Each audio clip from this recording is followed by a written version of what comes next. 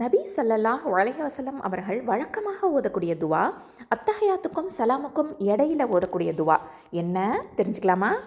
அல்லாஹும்ம ஃபிர்லி மா கத்தம்து வமா அஹர்து வமா அஸ்ரர்து வமா அலன்து வமா அஸ்ரஃப்து வமா அன்த அலமு பிஹி மின்னி அந்தல் முகத்திமு வ அந்தல் முஅஹிரு லா இலாஹ இல்லா அன்த்.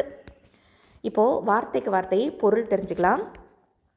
அல்லாஹும்ம யா அல்லாஹ், இஃபிர் மன்னிப்பாயாக, லீ என்னை, மா கத்தம்து நான் முந்தி செய்ததையும், வமா அஹர்து நான் பிந்தி செய்ததையும், வமா அஸ்ரர்து நான் ரகசியமாக செய்ததையும், வமா அலன்து நான் வெளிப்படையாக செய்ததையும், வமா அஸ்ரஃப்து நான் வரம்பு மீறியதையும், வமா இன்னும் அதை, அன்த நீ, அலமு பிஹி அதிகம் அறிந்தவன் அதை, மின்னி என்னை விட, அன்த நீயே, முகத்திமு முற்படுத்துபவன், வ அன்த நீயே, அல் முஅஹிரு பிற்படுத்துபவன், லா இல்லை வணக்கத்திற்குரிய வேறு யாரும் இல்லை, இலாஹ இறைவன், இல்லா தவிர, அன்த உன்னை.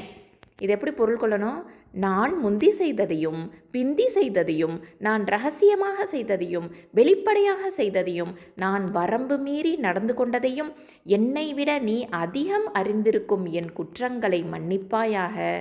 நீயே முற்படுத்துபவன், நீயே பிற்படுத்துபவன், உன்னை தவிர வணக்கத்திற்குரியவன் யாரும் இல்லை. அல்ஹம்துலில்லாஹ்.